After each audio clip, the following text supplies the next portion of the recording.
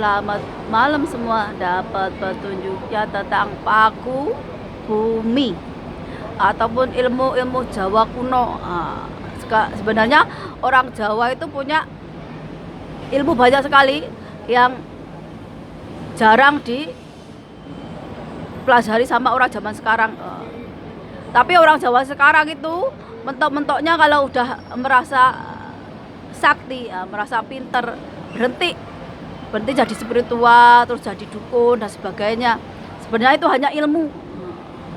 Jadi ilmu Jawa itu nggak ngajarin kita itu kebal, ataupun kita itu nggak mempan senjata, ataupun kita bisa nyantai dan sebagainya. Enggak. Ilmu Jawa itu lebih ke belajar tentang ilmu hidup, ataupun salah satunya adalah paku bumi. Paku bumi bukan berarti terus besi ditancapkan ke tanah terus jadi paku bumi, enggak seperti itu. Paku bumi adalah orang yang perilakunya, karakternya memang baik, apa yang dikerjakan itu sesuai dengan omongannya. Mungkin bisa dibilang sabdo pandito ratu, ataupun ucapan dari orang suci yang jadi panutan. Ini paku bumi, apapun yang disentuh itu akan membawa kemakmuran, bukan membawa kehancuran. Itu seperti peribahasa. Agar kita apa? Agar kita itu tetap jadi orang yang amanah, jujur, baik, adil, benar. Baru kita itu bisa jadi paku bumi. Ataupun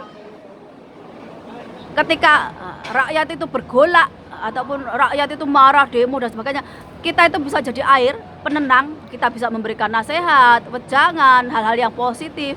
Agar apa? Agar bisa menenteramkan amarah dari rakyat itu. Bukan malah kita itu jadi api ataupun jadi bensin yang membakar ini. Jadi paku bumi itu bukan berarti terus benda ditancapin ke bumi, tapi lebih ke manusia yang membawa kedamaian, yang bisa menenteramkan. Jadi penguasa tanah Jawa itu nggak seperti yang kalian pikir, oh terus hanya manusia aja. Enggak. Kalau penguasa tanah Jawa yang sebenarnya, dia itu mandegani nggak cuma manusia, tapi alam-alam lain, adalah alam jin, alam siluman, bahkan bagaimana bisa menjaga kelestarian alam ataupun bisa melindungi hewan-hewan yang langka. Itu penguasa tanah Jawa yang dilupakan oleh generasi zaman sekarang. Jadi nggak asal-asalan. Memang kalau penguasa tanah Jawa itu ya jeneng pilihannya Gusti sing gawe urip, atau pilihannya Tuhan, pilihannya Allah. Jadi nggak seperti orang kebanyakan kayak kita ini. Nah, kalau jadi penguasa tanah Jawa berarti dia lebih pintar dari orang biasa, dia lebih bijaksana daripada orang biasa, dia lebih hatinya lebih seluas samudra dari orang kebanyakan. Nggak beperan. Kalau dikritik ya nggak marah, malah dijadikan masukan. Ataupun ketika terjadi hal-hal yang nggak baik, dia bisa menenteramkan ini. Jadi kalau penguasa Jawa kalau beperan, nggak bisa anti kritik dan sebagainya, berarti kamu bukan cocok untuk jadi pemimpin. Jadi pemimpin tanah Jawa itu ya harus sabar, harus punya wawasan, harus pintar, harus cerdas daripada orang umumnya. Karena apa? Karena setiap manusia itu punya masalah sendiri-sendiri. Lah kalau kalian nggak pintar, lebih bodoh dari rakyatmu, yang ada kamu nggak punya wibawa, nggak punya karisma. Orang Jawa itu turun temurun.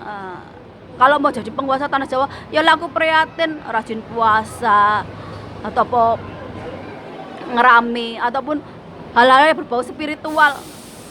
Kenapa? Nah, karena orang Jawa itu kalau jadi penguasa bukan hanya berkuasa di alam manusia aja, tapi ada yang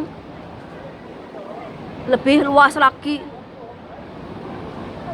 Karena apa? Karena nggak di Jawa, nggak dimanapun, pasti kita itu ada yang namanya manusia, ada lelembut, jin dan yang lainnya. Jadi kita itu berbagi tempat sama mereka. Nih, kalau tanah Jawa sering ada bencana, sering hal rusuh dan sebagainya. Nah, karena memang orang Jawa itu udah kehilangan orang-orang yang punya karakter baik. Kalau orang pinter, orang cerdas di Jawa itu banyak yang punya talenta itu. Tapi kalau ada pun kalah sama orang yang toksik, orang yang jahat, disingkirkan lebih dulu. Yang kurang dari Indonesia itu orang yang pemberani, orang yang jujur, orang yang adil, orang yang bijaksana. Yang benar-benar ngajarin hal-hal yang baik.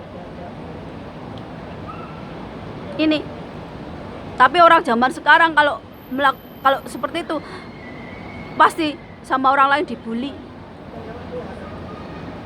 Katanya nggak level ataupun nggak sekelompok. Ini. Jadi ilmu Jawa kuno itu ngajarin kita jadi seorang yang berwawasan luas, berkarisma, berwibawa. Nggak hanya tong kosong nyaringnya ataupun hanya jadi gelandangan, tapi orang Jawa itu ngajarin kita benar-benar untuk jadi orang yang hebat, baik secara spiritual ataupun secara di kehidupan nyata. Jadi kalau orang Jawa itu lebih ke batin, agama Islam itu lebih ke badan. Jadi nyambung, jadi seperti tubuh bertemu dengan bajunya, saling melengkapi. Makanya orang Jawa dulu kalau suka minum, suka main perempuan, nanti ada waktunya dia itu tobat. Kalau udah mengalami yang namanya kebangkitan spiritual atau perjalanan jiwa, perjalanan rohani. Makanya orang zaman dulu matinya moksa atau membersihkan diri ataupun tobat atas kelakuannya di masa lalu.